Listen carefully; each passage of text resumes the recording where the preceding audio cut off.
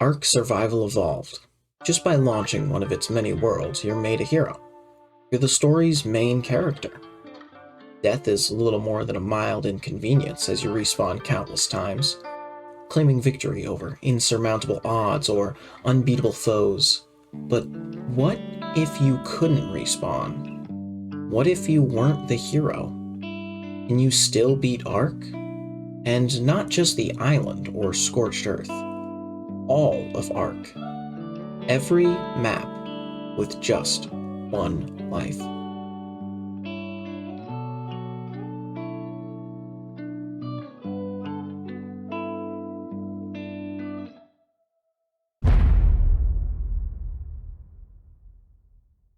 A tropical cage filled with terrors and challenges far greater than you could imagine.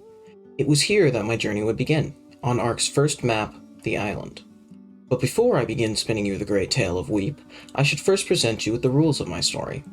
I have to beat every map in order with one life as one character. A relatively difficult challenge, but I'm confident I could complete ARK with one life.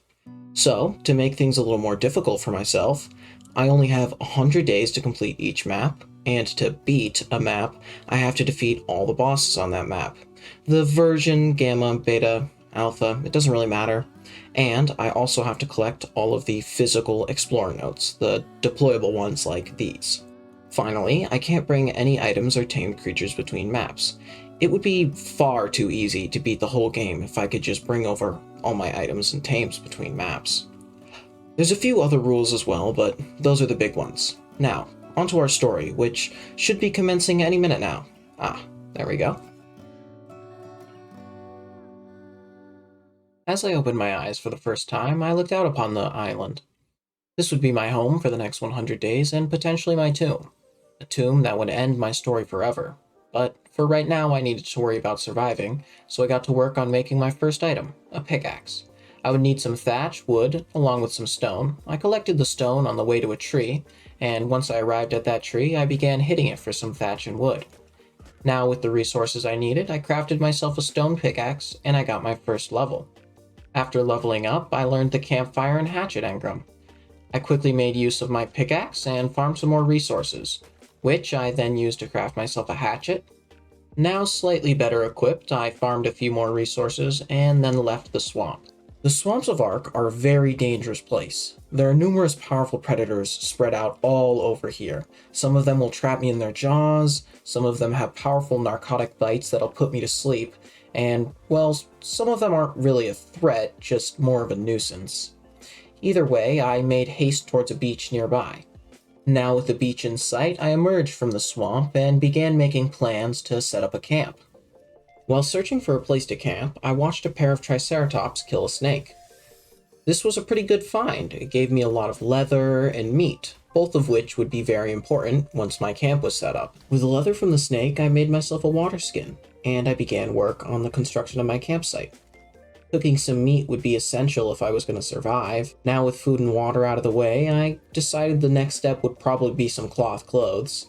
They were more like rags than clothes though, and if anything attacked me, it probably wasn't going to save my life. But they would be pretty helpful against the heat, at least for now. With plenty of water and food, as well as the clothes I had just made, I could begin my next task, collecting the explorer notes nearby. You see, I had chosen this spawn for two reasons. The first of which was its close proximity to a mountain, which meant lots of metal, and the second of which was the abundance of explorer notes nearby.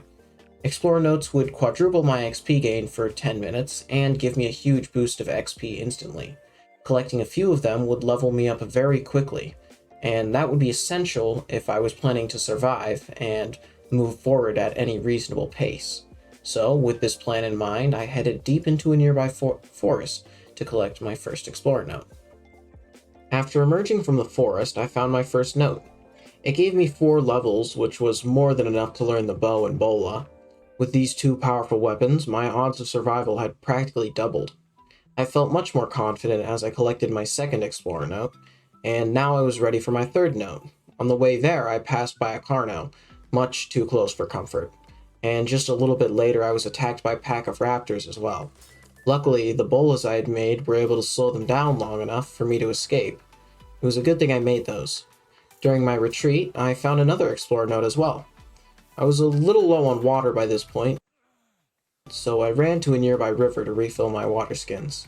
After crossing the river, I found 2 more explorer notes and killed my first raptor, who really didn't stand any chance at all.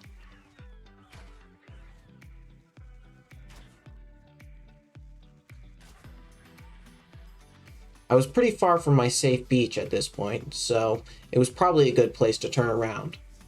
Not much happened on my way home. I found 2 more explorer notes and caught glimpse of my first alpha creature, but other than that I made it home without event. All that work had really paid off though, because now I was level 47. I spent a few minutes learning some engrams and leveling up, before building a more permanent home. I added some storage and, well, just storage for right now, but that would change after I farmed some metal.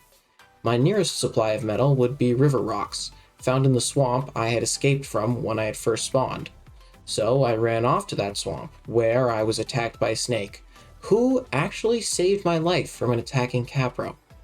I immediately ran home after that. Luckily I had farmed enough metal before being attacked, so I was able to make a furnace and a smithy. My furnace and smithy wouldn't do me any good without more materials, so I went back out to farm. While farming, I noticed that day 2 had already begun. Back at home, my metal had finished smelting, and I used it to make some metal tools. I was still missing a crossbow though, so I had to go back out to the swamp to farm more metal. While my metal smelted, I made a mortar and pestle for crafting narcotics. Once my metal was done, I made a crossbow and a few trank arrows. I wanted to tame a berry farmer to help make more narcotics, and I was also looking for a pteranodon. I spent a little while searching the nearby beach before settling on a level 36 triceratops. I knocked it out with just a few arrows, and I filled it up with some berries so it would tame. I made a trike saddle and upgraded my base to something a little more respectable. You could almost call it a real house at this point. It was just missing the ceiling, a few walls, and a door. My trike had tamed while I was working on the base, and I spent the rest of the day farming materials with the trike's high weight capacity and turning those materials into cage supplies. But what was I planning to trap with this new cage? Well, that's a mystery for day 3. Well, I should say it's a mystery for the end of day 3, because day 3 had just begun and I don't plan on telling you yet. Before unveiling my mystery, I still had some preparations to make. The first and most important of which was taming a pteranodon, so it was back to the beaches. While searching, I found a level 120 parasaur, which is the max level. I'm a sucker for high levels, so I knocked it out and began taming it. Right next to the para, I found a level 116 Dilophosaurus. It's literally useless, completely useless, but it's also a level 116, so... Okay, I tamed it, but it only took 2 arrows, so it was barely any time at all. Anyway, back to the task at hand. I found a level 40 pterodon on a hillside nearby and knocked it out. It was still a lower level than what I wanted, but I could always use it to tame a higher level. I next went to gather some prime meat so it would tame faster, and for some reason I decided that the best target to do that would be a pack of raptors and scorpions, neither of which drop prime meat. My bow was also almost broken. Yeah, it didn't go great. Oh shit. But everything worked out in the end. While running away in terror, I found a level 88 pteranodon. This was the high level I was looking for. I knocked him out and killed a nearby Argentavis for prime meat, which would speed up the process considerably. Ah, fuck. Wait, before you go any further, just take a minute to like and subscribe. 0% of you are subscribed right now, and it would be a shame if it stayed that way. While he tamed, I went to check on my other pterodon, who hadn't been as lucky. A scorpion had pranked him. Well, whatever. My level 88 had tamed just fine, and I brought all my new tames home. Back at home, I made a pterodon saddle and collected some crystal from a mountain nearby, which I turned into a spyglass. All I needed now was a few more narcotics, and my new parasaur was kind enough to assist me with that. With that, I was finally done. and the mystery creature I was ready to tame with all these new materials? It was a Therizinosaurus. I found a level 108 nearby and lured it over. While I bring it over, I'll tell you why I even want to tame one, because they aren't easy to tame. They take like a million trank arrows to knock out, and I have to constantly feed them narcotics or they'll wake up and hate me. But once tamed, it farms wood really quickly. Plus, it can farm berries faster than my parasaur. At least I think it can. And it farms fiber faster than anything else on the island. Anyway, I filled its body with trank arrows and its inventory with berries so that its heart would be filled with love. Love for no one but me. That was the easy part done. Now I just needed to stay close by for the next 1 to 2 days while it tames. Day 1 of staying close by, which was actually day 4 of this world, but only day 2 of me playing this world. Oh, actually it was night when I recorded this, so technically it isn't any day at all. Anyway, today was slow. I had to stay within earshot of this guy, or he would wake up and I would have to do it all over again. I resigned myself to short trips out of base, the first of which was up to Carno Island for some drops and some explorer notes up there, then back to base as fast as my bird could carry me so I could check on my Therizinosaurus again. My second trip was a little more interesting. I knocked out a frog and tamed it. Killing bugs with him would get me loads of cementing paste really quickly, and cementing paste is pretty important. It's also really not fun to craft.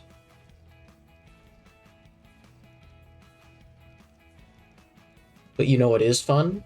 Hopping around on a frog and killing bugs. That's what I did for the rest of the day. It wasn't very eventful, but it was probably one of my favorite days, just hopping around. The day wrapped up with my Thera at 60%.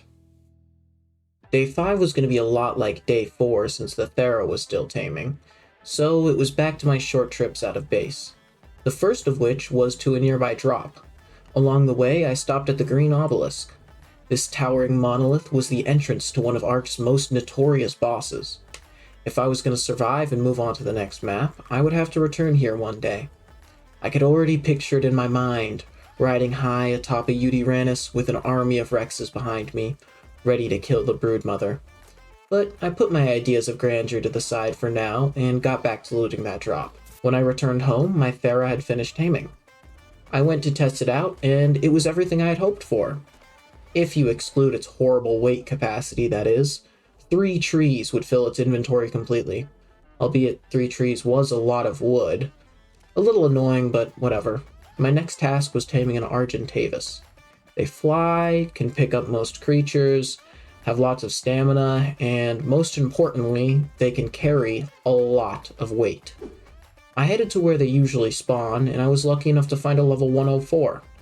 After setting up a cage for it atop a safe plateau, I lured it over and knocked it out. While it was unconscious, I got some prime meat with my Thera and brought it back. This plateau was nice. It had a forest nearby, rocks under it. It was between 2 mountains. Interesting. I wouldn't mind living here. Well, it was only day 6, so I still had plenty of time to think about my final base location. While I thought, I farmed some materials for an RG saddle. Might as well multitask while it tamed. I was short on chitin, so I traveled to a swamp to kill some bugs. This was not a good choice. While flying around, I noticed something odd. What the fuck is that? A bug, but it was way bigger than it should have been. Little did I know, ARK had added a new creature called the Rhyniognatha, the king of the skies. I watched from a safe distance as it tore apart a Paraceratheum. Moments after it died, the bug began attacking me. It looks powerful. I tried desperately to run or lose aggro on another dino, but the Pteranodon's stamina was running out. I had to make a choice.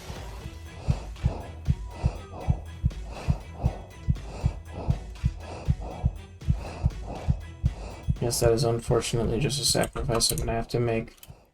My Pteranodon sacrifice had given me just enough time to escape. This would mark my first close call with death.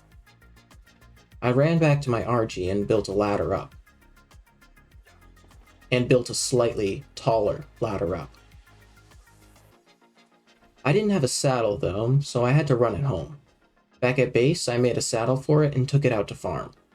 It could carry so much metal. Day 7 was a lucky day, and probably one of the most important days. It all began with a realization. I had lots of metal, very good, but I only had one furnace, very bad.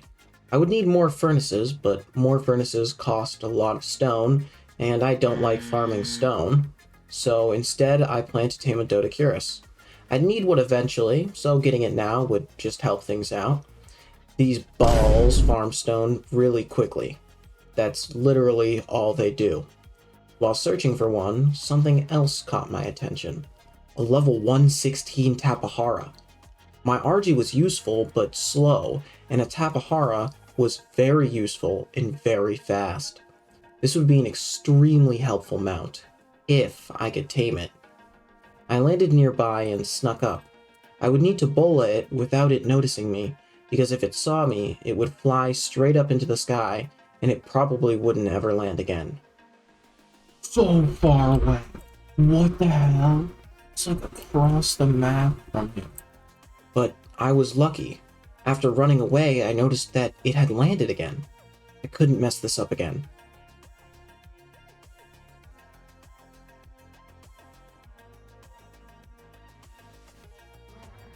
Well, apparently I could. Whatever. I flew off to loot a yellow drop nearby. When I returned to the mountain, I found the Tappa had landed again. This was practically a miracle. I wasn't gonna mess this up again. I had finally hit it, and I was able to knock it out. I wasn't planning on letting another creature ruin my tame, so I surrounded it in an impenetrable barrier. After it tamed, I went home, but on the way back, I got lucky again and found a level 112 Dodecurus. I abducted him with my RG and knocked him out back at base. To end off one of my best days, I made myself a nice chestplate. Day 8 was also a good day, though not as great as day 7. After realizing that my taming Dodecurus was going to take absolutely forever to finish taming, I decided to just suck it up and farm the stone myself. I made 3 more furnaces and filled them with metal. Though with 4 furnaces, it was now kind of annoying to farm metal, so I began looking for an Ankylosaurus. An Ankylosaurus is very good at farming metal. I can pick it up with the RG and just fly around metal rocks and it'll farm it automatically. I soon found my target atop a mountain, and after abducting him from his family, I trapped him beside the unconscious Dodecurus, a not so subtle warning of what was to come. Unsurprisingly, I knocked out the Anklo, but right as it fell asleep, a nearby Dilo began attacking my Dodecurus. I killed it, but not before it lowered the Dodecurus's taming effectiveness. Not a huge blow, but a bit demoralizing. To cheer myself up, I decided to tame a shoulder pet. A nearby monkey would do just fine for now. It would act as a turret and slow attacking enemies. After taming the monkey, I put it on my shoulder and never fed it again. This isn't a joke. For the next 100 days, I think I fed him one other time. To end off day 8, I took my Theron monkey to fight an Alpha Raptor, which I made short work of. It gave me a powerful crossbow and pickaxe, so it was definitely worth the anxiety it gave me going into that fight. The arrival of day 9 meant that my first 10 days were nearly over. I wanted to be fully moved into my final base location by day 10, but for that I would need cryopods to help me transport my tames. And to make a cryopod, I needed polymer. The only thing that drops polymer, or at least the only thing that I can get to that drops polymer, is this. So it was time to search the nearby beaches. I found a few on the northern edge of the map. They didn't give me very much polymer, but it was enough to craft one cryopod. Back at base, I began preparations to move out. I brought my Thera and Dodecurus over first to help me farm materials for the base. With a couple foundations placed and a few boxes ready to go, I began transferring my loot and a few dinos as well.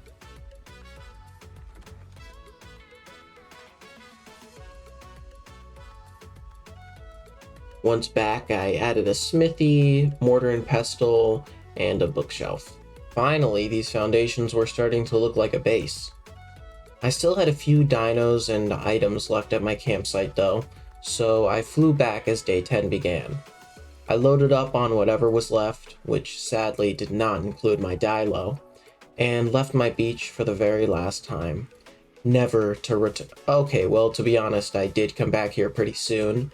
I didn't know it yet, but I had built my campsite right above one of ARK's most difficult caves.